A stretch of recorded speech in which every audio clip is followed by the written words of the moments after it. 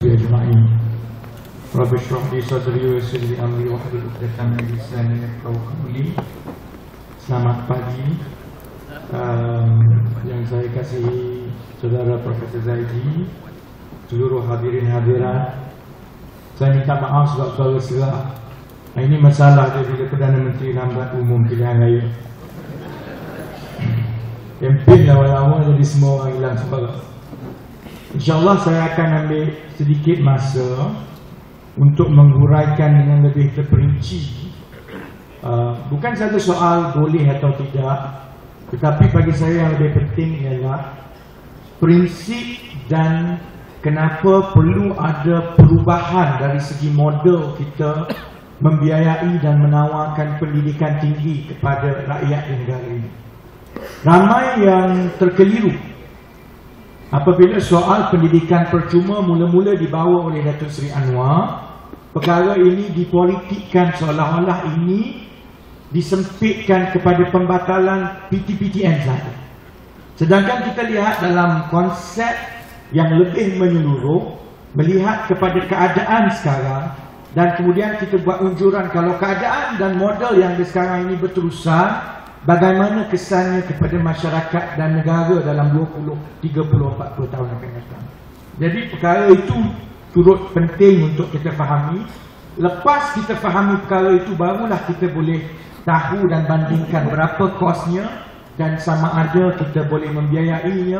Dan kalau ada pilihan, sama ada kita nak membiayai dan mengorbankan perbelanjaan lain. Kalau sebuah kerajaan yang bertanggungjawab, pilihan mana yang paling baik yang perlu dibuat oleh rakyat. Setiap kali kita bercakap tentang soal pendidikan percuma, kita perlu tanya 4 soalan bagi saya.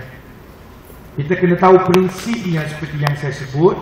Kemudian bila kita faham prinsip dan pendekatan yang boleh menjamin keadilan kepada rakyat di masa hadapan, baru kita tahu dan kita kena kira berapa kos, macam mana nak biaya, berapa hutang PTPTN, dan macam mana di masa akan datang nanti kita akan biayai program pendidikan percuma ini.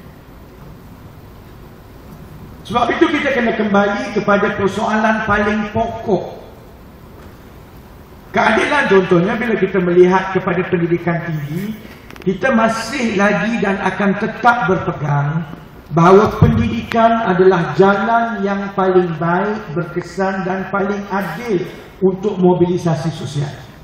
Maknanya dalam sebuah masyarakat, kalau kita nak pastikan bahawa yang pandai, yang rajin, yang betul-betul berkelayakan ini mendapat tempat yang seadilnya dalam masyarakat, pendidikanlah jalan dan juga mekanisme yang paling baik. Bagi PRIM 500 tidak membantu kerana dia pukul rata. Bagi PRIM 500 tidak menjamin bahawa orang yang paling layak mendapat bantuan dan galakan, dia yang dapat dan dia boleh naik ke tempat yang sepatutnya, kerana orang ini yang di masa akan datang akan membantu memacu pertumbuhan negara. Sebab itu kalau kita tengok dalam mana-mana masyarakat, mekanisme yang paling diutamakan untuk mengubah dan menstrukturkan kembali masyarakat adalah pendidikan. Yang itu yang kita tidak boleh lagi.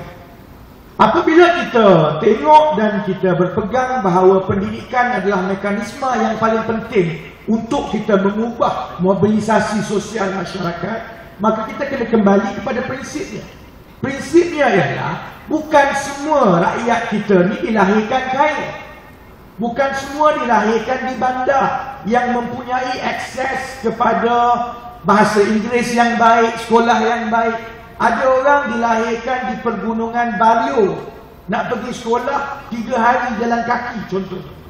Jadi kita kena ambil kira segala bentuk kekangan yang ada dalam masyarakat kita.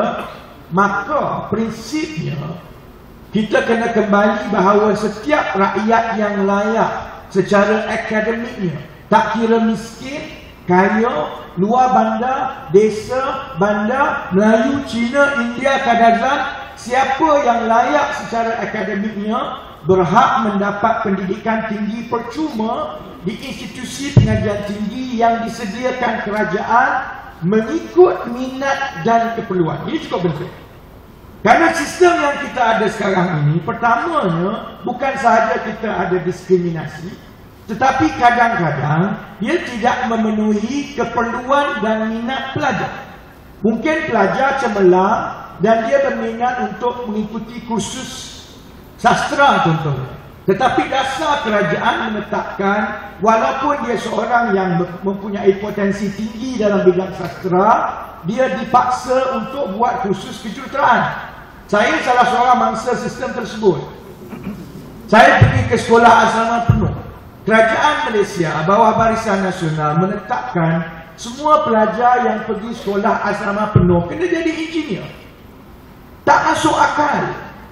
Jadi walaupun minat saya daripada kecil lagi, saya nak jadi peguam masa kecil dulu.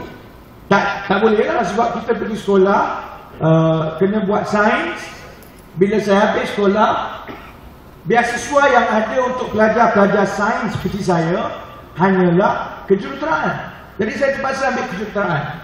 Habis tahun pertama saya pergi jumpa pensyarah, saya kata boleh tak saya nak tukar buat kursus sejarah. Dia gelakkan saya.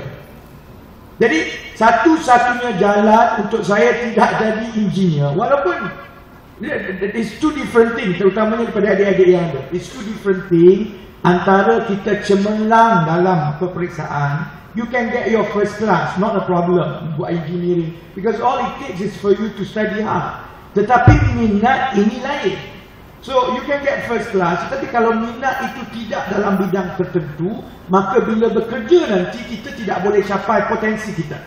So in my case, although I did quite well dalam bidang engineering, satu-satunya jalan untuk saya keluar daripada bidang engineering, because saya tak boleh bayangkan hidup saya duduk dalam lab buat sekit. That's not what I wanted to do in life.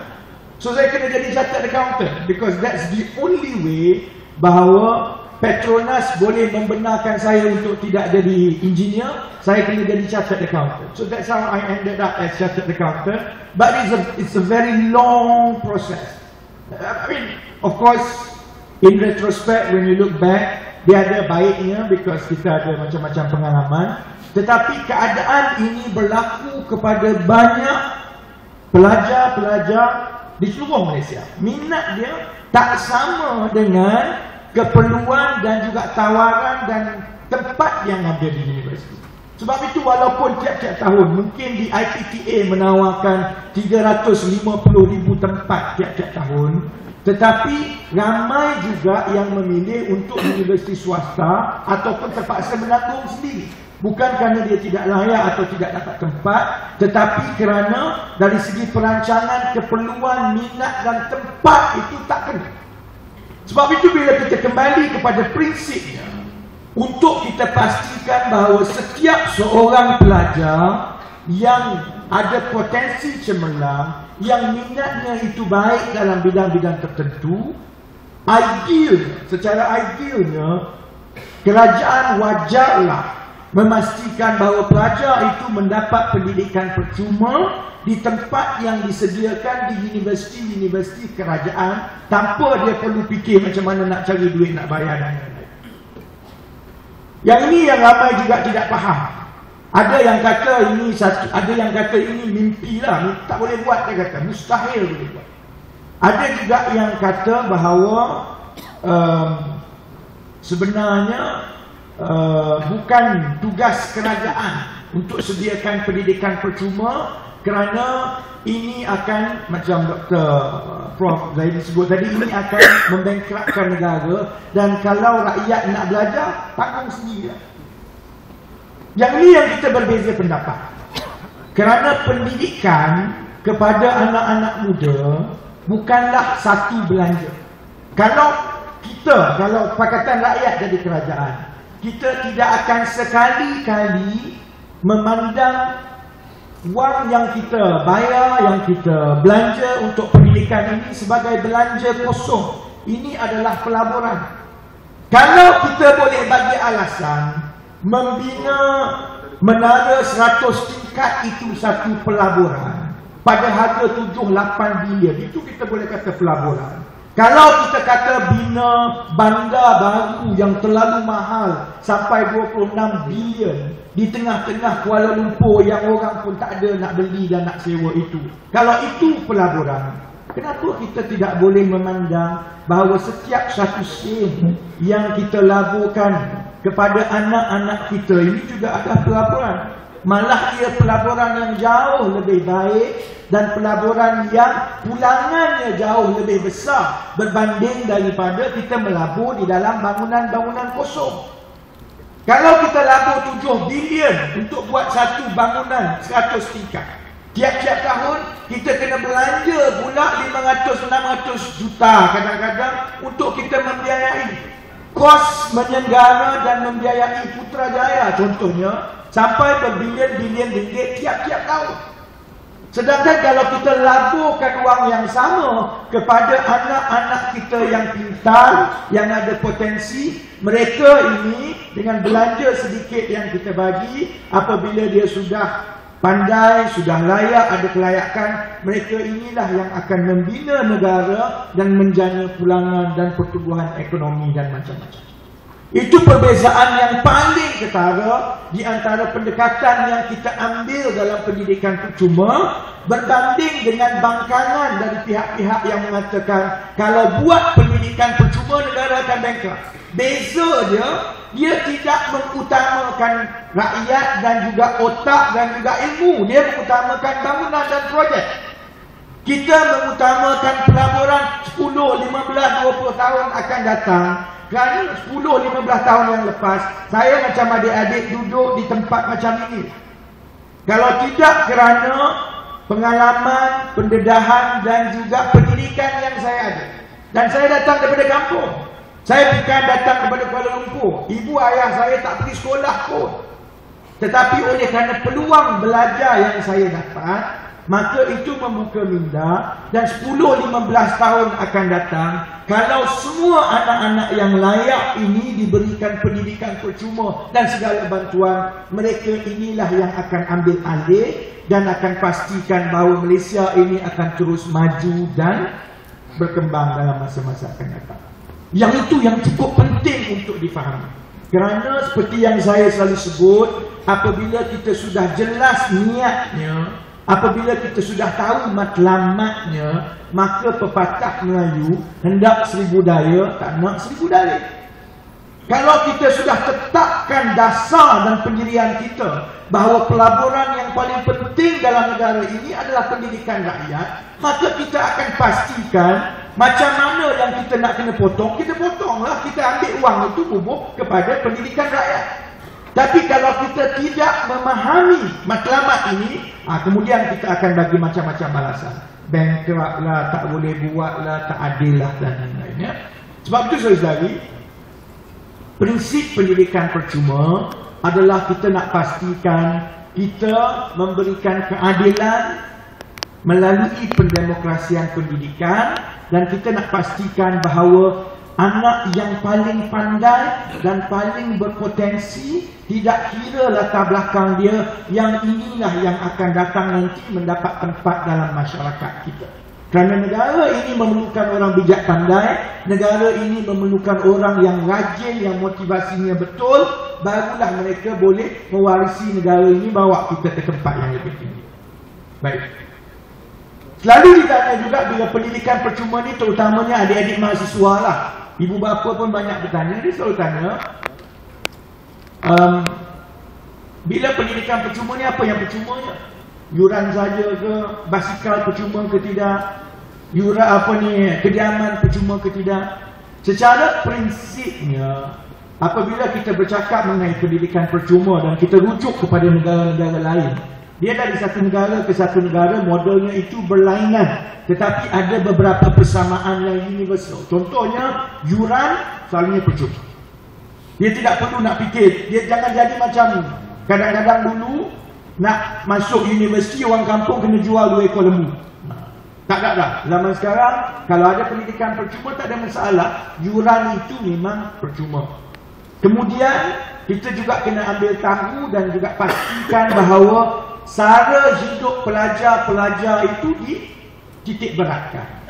Sebab kalau kita nak pastikan pendemokrasian tidak ada yang miskin, yang akan tertinggal, maknanya soal sara hidup ini kita kena cari jalan untuk bagi allowance ataupun beasiswa supaya anak-anak kita bila dia masuk universiti paling kurang dia tidak perlu terlalu takut ataupun dibebankan dengan masalah nak bayar kediaman, makan, minum dan lain-lain. Bila saya sebut sara hidup, yang ini yang orang yang bangkang pendidikan percuma ni selalu menyalahkan anak-anak muda. Dia kata di bawah PTPTN sekarang, bila ada duit, dapat duit PTPTN, ambil duit pergi beli smartphone, dia kata. Pergi beli iPhone. Betul, dia kata budak-budak sekarang ambil duit PTPTN, pergi beli kancil. Adalah 3-4 orang. Paling banyak pun berapa? 10%. Tapi jangan dipukul rata semua yang mengambil PTPTN ataupun mendapat sara hidup. Bagaimana pula yang dari kalangan anak yang susah, yang ambil PTPTN dan bantu ibu bapa di kampung? Ada juga. Jadi soal salah guna ini adalah soal minoriti yang kita perlu tangani secara berasingan. Jangan oleh kerana minoriti itu kita pukul rata sehingga kita hilang pedoman dari segi prinsipnya. Jadi pendidikan percuma yang kita kaji bermakna yuran kita tanggung dan kita akan beri beasiswa untuk memastikan allowance sara hidup itu boleh menampung perbelanjaan anak-anak kita, bukan untuk kaya tetapi untuk boleh makan. Kalau nak beli iPhone, pergi kerja kat 7-Eleven baru boleh beli iPhone. Baik. Yang kedua, kita nak pastikan bahawa tempat itu mencukupi disediakan di institusi pengajian tinggi kerajaan. Sebab itu dalam keadaan sedemikian rupa, pilihan untuk melanjutkan pengajian tinggi ke universiti swasta adalah pilihan peribadi, bukan disebabkan terpaksa ataupun tekanan. Kalau memang dah ada contohnya di universiti-universiti kerajaan memang cukup tempat untuk membuat kursus, menjalani kursus perubatan. Kalau ada juga yang nak pergi universiti swasta, itu pilihan dia, tak ada masalah. Begitu juga kalau ada yang menghasilkan ada universiti swasta yang khusus dalam kursus tertentu yang lebih baik, dia nak pergi, dia nak bayar, itu pilihan dia. Tetapi yang penting ialah kalau ada yang tak mampu daripada golongan berpendapatan rendah, dia nak buat kursus perubatan, tempat itu bila dia layak memang ada di IPTA. Itu yang cukup penting. Jadi sebab itu kita mahu kembali kepada prinsip asasnya, iaitu kami percaya tanggungjawab untuk menyediakan kemudahan pendidikan adalah tanggungjawab kerajaan, bukannya tanggungjawab swasta seperti yang berlaku sekarang. Kerana pendidikan ini adalah satu pelaburan. Kalau kerajaan tidak melabur dalam masa depan kita dan kita tinggalkan kepada swasta, dalam keadaan swasta ini perlu mengambil kira soal keuntungan kepada pelabur-pelabur, maka sebab itulah masa depan nanti dia akan jadi cacar merbak. Baik, ini statistik yang cukup penting, yang ramai di kalangan kita tidak tahu keadaan. Statistik ini adalah unjuran daripada Kementerian Pendidikan Tinggi sendiri.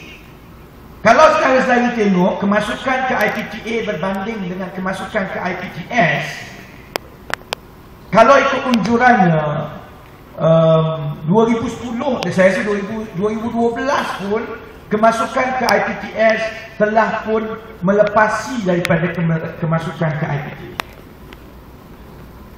Keadaan ini berlaku kerana UMNO Barisan Nasional memang dasarnya untuk mengalihkan tanggungjawab ini kepada swasta.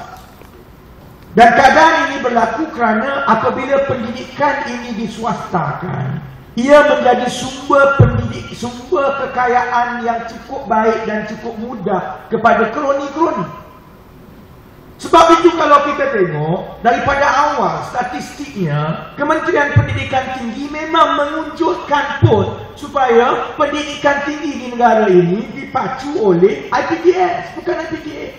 Jadi ada dasar yang dilaksanakan secara tersusun supaya pelaburan di dalam IPTA ini dikurangkan. Supaya contohnya wang tidak banyak dilaburkan, IPTA baru, tempat baru tidak dibuat, kualitinya pun dia tidak titik beratkan sangat, supaya IPTS lebih bercambah, kerana IPTS ini mengambil wang daripada PT-PTN dan IPTS yang mengambil wang daripada PT-PTN. Apabila tidak dikawal kualitinya, maka ia menjadi lubuk emas kepada kroni-kroni tertentu. Baik, ini persimpangan yang paling penting untuk rakyat Malaysia fikir dan renungkan baik-baik. Saya memang betul-betul tersentuh apabila kita kaji perkara ini. Sekarang ini tak teruk lagi. Saudara-saudari fikirkan 10-15 tahun daripada sekarang. Sekarang ini katakan satu ijazah untuk one full complete course, mungkin kosnya RM40,000, 30 ke RM40,000 satu kursus. Kena ambil pinjaman. Apabila kerajaan tidak melaku secukupnya untuk mewujudkan tempat di IPTA, makin lama makin ramai rakyat yang terpaksa bergantung kepada IPTS. Dan dalam setiap tahun kos di IPTS ini akan meningkat. Kalau sekarang ini 30,000 ke 40,000 untuk satu kursus, dalam tempoh 10-15 tahun, kos itu sudah mencecah 60 ke 70,000 ringgit. Kalau saya lah katakan, sekarang ini saya katakan ada anak 3-4 orang di sekolah rendah atau sekolah menengah. Kalau keadaan ini berterusan di bawah model pendidikan tinggi UMNO Barisan Nasional sekarang, maknanya dalam tempoh 10 hingga 15 tahun, kalau saya tidak ada RM1,5 juta simpanan, maka anak-anak saya tidak kira pandai macam mana pun tidak akan mendapat tempat dan tidak akan berjaya mendapatkan pendidikan tinggi. Ini krisis. Ini puncanya yang mana Datuk Seri Anwar Ibrahim mula kata enough is enough, we cannot continue like this. Kita tak boleh turn back the clock sampai satu ketika yang mana hanya orang kaya yang boleh pergi universiti, yang miskin tak boleh pergi. Pilihannya nanti 10 tahun dari sekarang, apabila anak orang miskin tengok, kalau masuk universiti saya kena tanggung hutang RM60,000 sampai mati tak ada bayar, ataupun saya tak masuk universiti dan saya bekerja, saya akan bekerja. So maksudnya tiap-tiap tahun, saban tahun akan lebih ramai berlaku keciciran anak-anak masuk universiti walaupun dia layak dan dia pandai. Kerana dia tak mahu menanggung hutang yang terlalu tinggi akibat kosnya itu terlalu mendadak kerana kerajaan menswastakan pendidikan tinggi. Dan kalau saudara-saudari tengok kepada pembiayaan yang diluluskan oleh PT-PTN sehinggalah tahun 2010, itu statistik terakhir. 2011 tak keluar lagi, 2012 lagi dah tak keluar. Yang terakhir sekali ialah IPTS is fast catching up. Walaupun pembiayaan lebih banyak kepada IPTA, tetapi oleh kerana IPTA ini lebih murah, dia hanya memakan 20.8 bilion sehingga 31 Disember 2010. Tetapi walaupun IPTS jumlah pelajarnya itu lebih sedikit, dia sudah pun memakan 16.6 bilion. Unjuran yang dibuat oleh PT-PTN sendiri menjelang tahun 2013, tahun ini PT-PTN akan membelanjakan lebih untuk IPTS, kurang untuk IPTA. Kalau saya tunjukkan grafnya, maknanya graf pembiayaan PT-PTN kepada IPTS ni naik macam ini, sedangkan graf kepada IPTA macam ini. Yang ini yang kita kena ambil tahu. Sebab itu saudara-saudari, kita rujuk juga kepada negara-negara lain. Dan apabila kita tengok rekod PT-PTN mengutip kembali wang, saya akan tunjukkan kira-kira lepas ini, kita mendapati rekod kutipan itu untuk 15 tahun yang lepas hanyalah 10%. Bagi 15 bilion, maksudnya hanya kutip 1.5 bilion. Setiap tahun hutang ini makin meningkat. PT-PTN kutip wang daripada menjual bond kepada KWSP, menjual bond kepada tabung haji, kepada bank-bank. Maknanya wang ini berkita daripada wang rakyat. Rakyat mencarut dalam EPF, KWSP. Rakyat simpan duit dalam bank. Rakyat simpan duit dalam tabung haji. PTPTN untuk menampung keperluan membiayai tiap-tiap tahun IPTN yang makin meningkat ini, dia kena jual bond dia kepada institusi-institusi ini. Maka tiap-tiap tahun EPF kena beli makin banyak. Kalau tahun ini dia beli 3 bilion, tahun depan dia kena beli 4 bilion. Hutang PTPTN kepada institusi-institusi rakyat ini makin bertambah tiap-tiap tahun. Pada kala PTPTN tidak mampu untuk memutip kembali wang yang dipinjamkan. Dia buat macam-macam lah, dia senarai hitam lah, dia kejar orang lah. Tetapi yang sebenarnya dalam keadaan ekonomi semasa yang gaji tak meningkat, memang siswa tak boleh bayar. Dia keluar universiti, hutang 30-40 ribu, kerja tak ada. Memang dia tak boleh bayar. Sebab itu kerajaan perlu realistik. Kita kena belajar daripada Amerika Syarikat. Amerika Syarikat tahun lepas